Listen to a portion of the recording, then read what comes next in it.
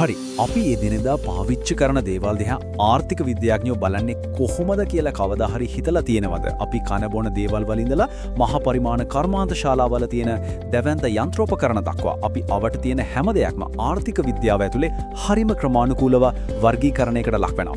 මිනිස්සුන්ගේ අවශ්‍යතා සහ ව්‍යාපාරික ක්‍රියාවලීන් මත පදනම් වෙලා මේවා කොහොමද බෙදෙන්නේ කියලා කතා කරන මේ සුවිශේෂී විග්‍රහයට ඔයාලා හැමෝම සාදරයෙන් පිළිගන්නවා. ඉතින් අපි මේ ගැන ගැඹුරින්ම බලමු.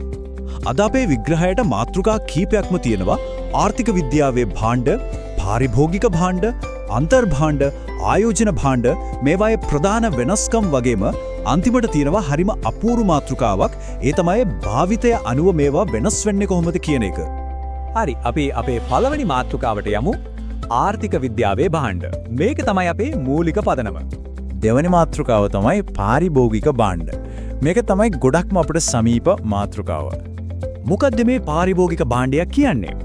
සරලවම කිව්වොත් අපි අපේ අවශ්‍යතා ඍජුවම සපුර ගන්න පාවිච්චි කරන දේවල් මේවා. වෙනත් දෙයක් හදන්න අමුද්‍රව්‍යයක් විදිහට පාවිච්චි කරන්නේ නැහැ. අවසාන පරිභෝජනය කියන වචනේ තමයි මෙතන තියෙන වැදගත්ම රහස. අපි එදිනදා ජීවන තත්ත්වයේ කෙලින්ම උසස් කරන්නේ මේ භාණ්ඩවලින්. මේ ලක්ෂණ දිහා බැලුවොත් ඔයාලට පේනවා ඇති මේවා නිෂ්පාදන ලෝකයෙන් සම්පූර්ණයෙන්ම සමුගෙන අවසන් පාරිභෝගිකයාගේ අතටම පත්වෙච්ච දේවල් කියලා. මේවා ආයෙත් කිසිම නිෂ්පාදනයකට යොදාගන්නේ නැහැ. මේවා තමයි ආර්ථික ක්‍රියාවලියක අවසානම ප්‍රතිඵලය. උදෙක්ම අපේ අවශ්‍යතා තෘප්තිමත් කරන්නම හදපු දේවල්. මේ පාරිභෝගික භාණ්ඩත් ප්‍රධාන කොටස් තුනකට බෙදන්න පුළුවන්. පළවෙනි එක කල්පවත්තනා භාණ්ඩ. ඒ කියන්නේ අපි ගෙදර පාවිච්චි කරන ටීවී එකක්, ශීතකරණයක් වගේ ගොඩක් කල් පාවිච්චි කරන්න පුළුවන් දේවල්. දෙවෙනි එක කල් නොපවත්නා භාණ්ඩ. උදේට කන පාන් ගෙඩියක්, කිරි පැකට් එකක් වගේ ඉක්මනින් ඉවර වෙලා යන දේවල්. තුන්වෙනි එක තමයි සේවා. ડોක්ටර් කෙනෙක්ගෙන් ගන්න ප්‍රතිකාරයක් වගේ අතින් අල්ලන්න බැරි වුණාට අපේ අවශ්‍යතා සපුරන දේවල් මේකට අයිතියි. දැන් අපි බලමු අපේ තුන්වෙනි මාතෘකාව. ව්‍යාපාරික පැත්තට අයිති අන්තර්භාණ්ඩ. අන්තර භාණ්ඩ කියන නම ඇව්වාම තීරණෝ ඇතිනේ මේවා තාම ගමනාන්තයට ඇවිත් නැහැ. මේවා පාවිච්චි කරන්නේ වෙනත් භාණ්ඩයක් හරි සේවාවක් හරි නිෂ්පාදනය කරන්න අමුද්‍රව්‍යයක් විදිහටයි.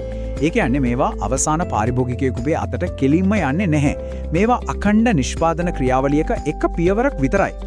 මේවායේ තියෙන විශේෂත්වය තමයි අන්තර්භාණ්ඩයක් කියන්නේ හරියට නිෂ්පාදන ක්‍රියාවලිය ඇතුළේදී තමන්ගේ අනන්‍යතාවය සම්පූර්ණයෙන්ම නැති කරගන්න දෙයක්.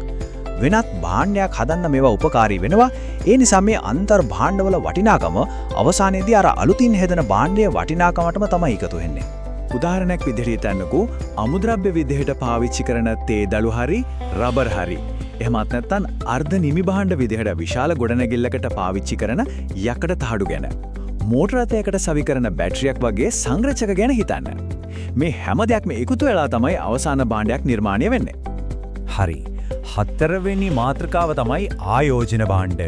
නිෂ්පාදනයේ පදනම. ආයෝජන භාණ්ඩ එහෙමත් නැත්නම් මූලධන භාණ්ඩ කියන්නේ ආර්ථිකයේ බරාදින දැවන්තියෝ ටිකට. වෙනත් භාණ්ඩ නිෂ්පාදනය කරන්න ව්‍යාපාරිකයෝ දිගු කාලිනව පාවිච්චි කරන උපකරණ සහ වත්කම් තමයි මේ. මේවයින් කෙලින්ම අපේ බඩගින්න නිවන්නේ නැතු වුණාට අපිට ඕනේ කරන දේවල් හදන්න මේවන් නැතුවම බෑ. මේවා බරපතල ආයෝජන.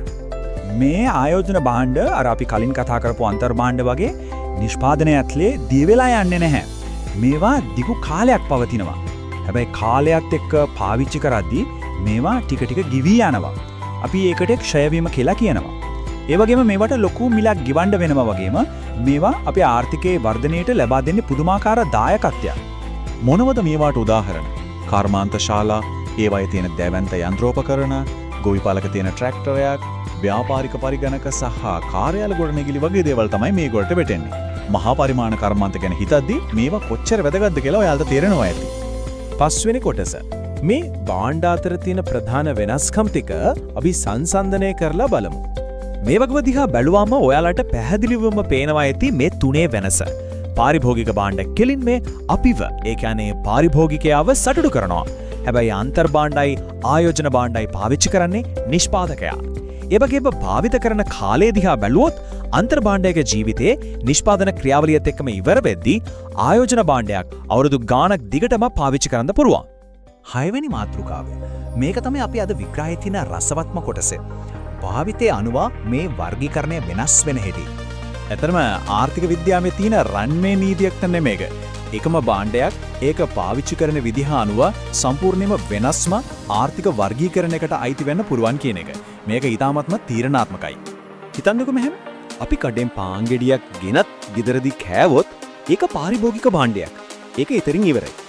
හැබැයි ඒ පාන් ගෙඩිය හදන්න බේකරි එකකින් පාවිච්චි කරන පාන් පිටි ටික දිහා බැලුවොත් ඒ පිටි එතනදි ක්‍රියා කරන්නේ අන්තර් භාණ්ඩයක් විදිහටයි. එකම ආහාර දාමේ වුණත් පාවිච්චි කරන තැන අනුව නම සම්පූර්ණයෙන්ම වෙනස් වෙනවා. කතාව තවත් රසවත් කරන්න අපි බේකරියේ උඳුනත් මේකට එකතු කරමු. පාන් පුලුස්සන්න බන්න උඳුන අමුද්‍රව්‍යයක් විදිහට පාන් ගෙඩිය ඇතුළට දිය වෙලා යන්නේ නැහැනේ. ඒක දිගු කාලයක් තිස්සේ පාන් පුලුස්සන්න උදව් දෙන ලොකු වත්කමක්. ඒ නිසා මේ උඳුන වෙන්නේ ආයෝජන භාණ්ඩයක්. භාණ්ඩ තුන එකම ක්‍රියාවලියක අවස්ථා තුනකදී කොහොමද වර්ග වෙන්නේ කියලා දැන් ඔයාලට හොඳටම පැහැදිලි ඇති. ඉතින් මේ ඔක්කොම කතා කළාට පස්සේ මට ඔයාලගෙන් අහන්න පොඩි ප්‍රශ්නයක් තියෙනවා. හිතන්නකෝ අද ඔයා අලුතින් ව්‍යාපාරයක් පටන් ගන්නවා කියලා. එහෙම වුණොත් ඔයාගේ කාමරේ තියෙන ඔයා එදිනෙදාම පාවිච්චි කරන දේවල් වල ආර්ථික වර්ගීකරණය එකපාරට වෙනස් වෙන්නේ කොහමද? ගෙදර පාවිච්චි කරපු ලැප්ටොප් එක ව්‍යාපාරයේ වෙඬවලට ගත්තොත් ඒක පාරිභෝගික භාණ්ඩයකින් ආයෝජන භාණ්ඩයකට මාරු වෙන්නේ කොහමද? මේ ගැන ටිකක් හිතලා බලන්නකෝ. මේ අලුත් ආර්ථික කණ්ණාඩියෙන් ලෝකයේ දිහා බලන්න කියලා ආරාධනා කරන ගමන් අද අපි අපේ විග්‍රහය මෙතනින් අවසන් කරනවා.